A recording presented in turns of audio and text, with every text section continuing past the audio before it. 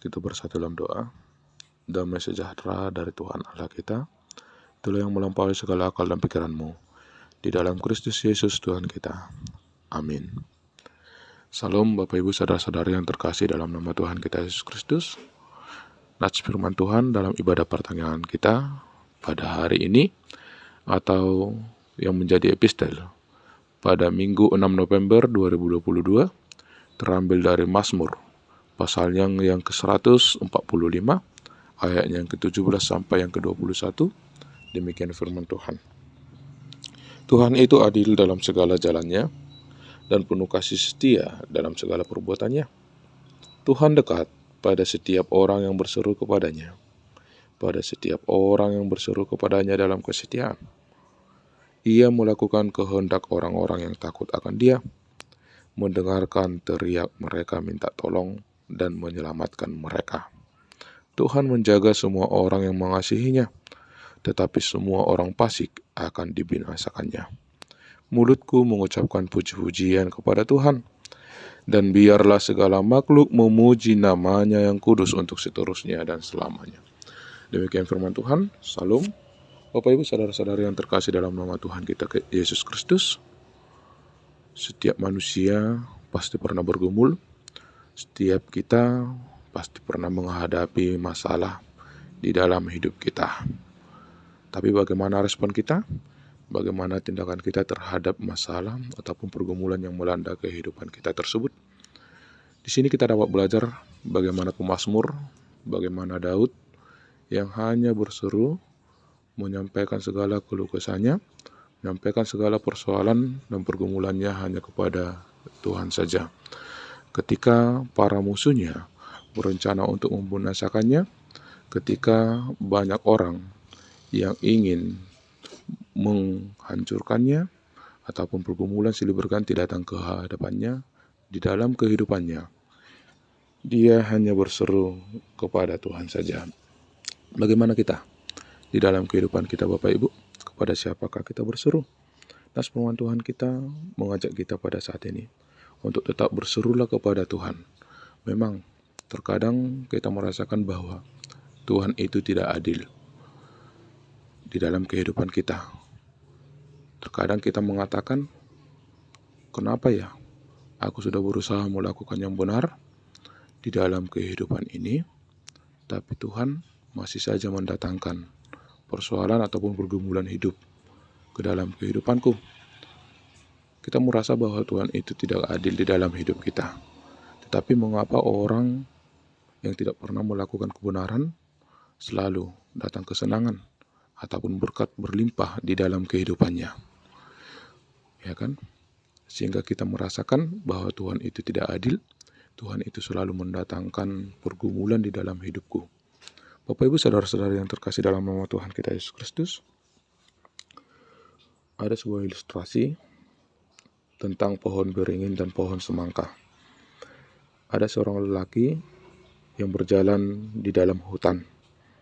Lalu dia melihat sebuah pohon beringin.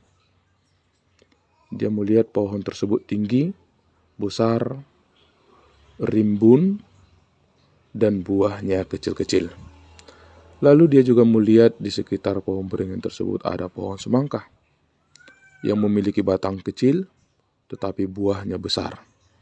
Sehingga dia mengatakan di dalam hatinya, Tuhan itu tidak adil. Kenapa pohon yang besar ini, pohon yang tinggi, pohon yang rimbun, memiliki buah yang kecil-kecil, yaitu pohon beringin tersebut Bapak Ibu. Tetapi kenapa batang yang kecil bahkan menjalar memiliki buah yang besar ataupun pohon semangka tersebut? Lalu Bapak Ibu, karena kecapean, dia tertidur di bawah pohon beringin tersebut. Dan ketika dia tertidur di bawah pohon beringin tersebut, angin bertiup sepoi-sepoi sehingga dia pun tertidur dengan nyenyaknya. Lalu tiba-tiba jatuhlah buah dari pohon beringin tersebut. lalu kena ke wajahnya. Setelah buah dari pohon beringin tersebut jatuh ke wajahnya, lalu dia terbangun. Dia sadar dan dia kembali berpikir, Tuhan itu memang adil, dia katakan. Kenapa? Dia berpikir, apabila buah dari pohon beringin tersebut sebesar buah semangka dan jatuh ke wajahnya, apakah yang akan terjadi? Mungkin wajahnya akan benjol, ya kan Bapak Ibu? Nah, di sana dia mengatakan dan dia merasakan bahwa Tuhan itu memang adil.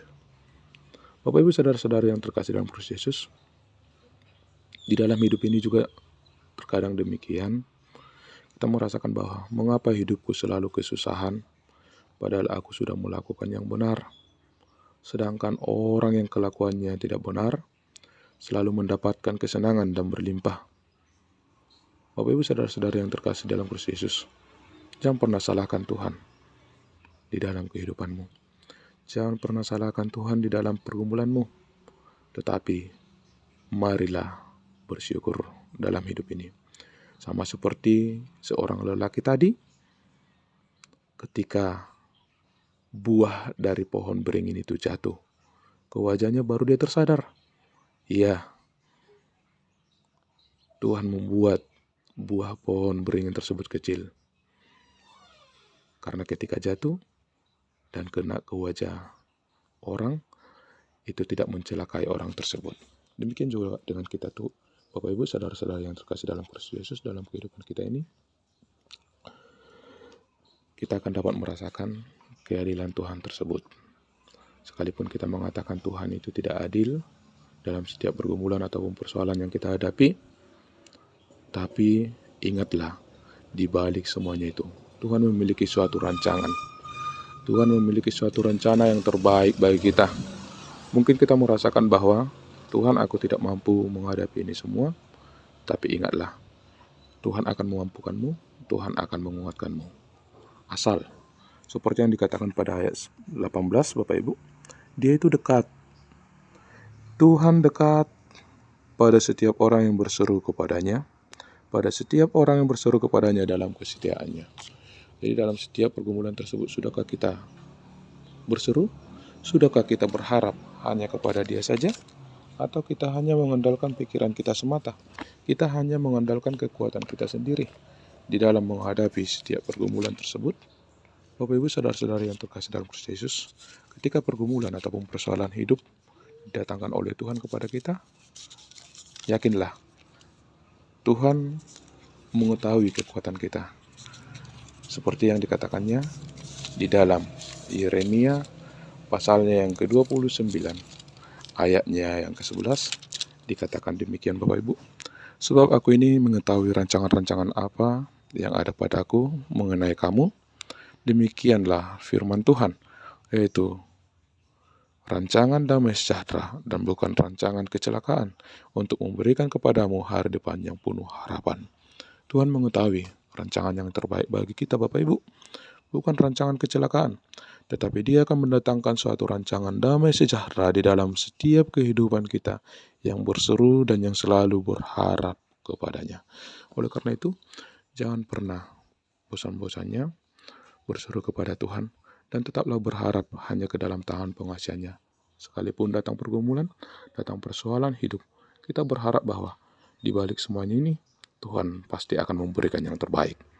Berserulah kepadanya, seperti ungkapan suatu lagu rohani mengatakan demikian Bapak Ibu. Bila kau rasa gelisah di hatimu, bila kelam kabut tak menentu hidupmu, ingat masih ada seorang penolong bagimu.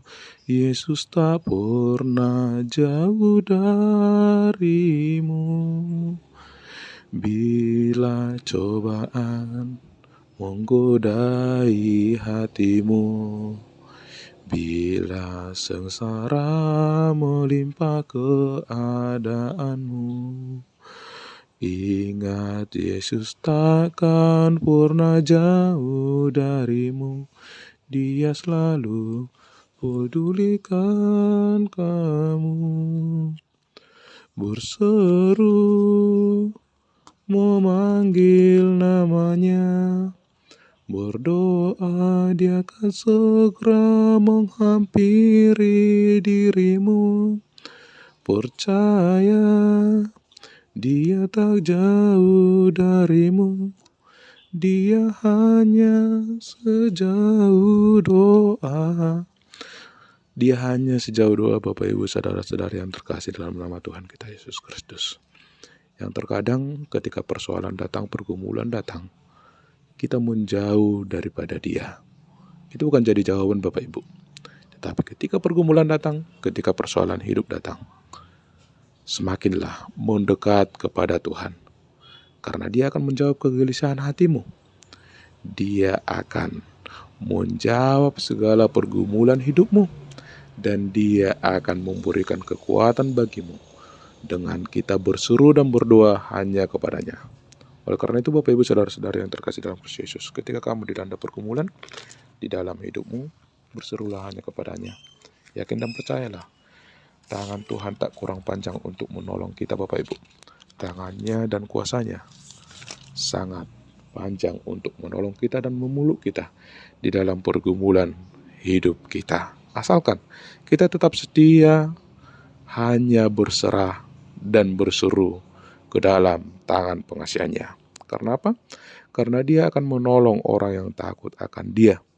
Ya, Dia akan mendengar teriakan-teriakan orang yang minta tolong dan akan menyelamatkan orang-orang yang selalu berseru kepadanya. Dan yang terakhir Bapak Ibu saudara-saudari yang terkasih dalam Kristus Yesus, dari sini kita dapat melihat bahwa Tuhan yang akan menjaga kita dan Tuhan yang akan mengasihi kita.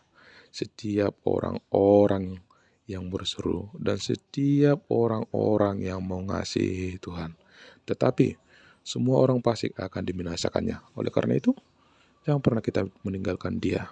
Tetaplah berseru kepada Dia.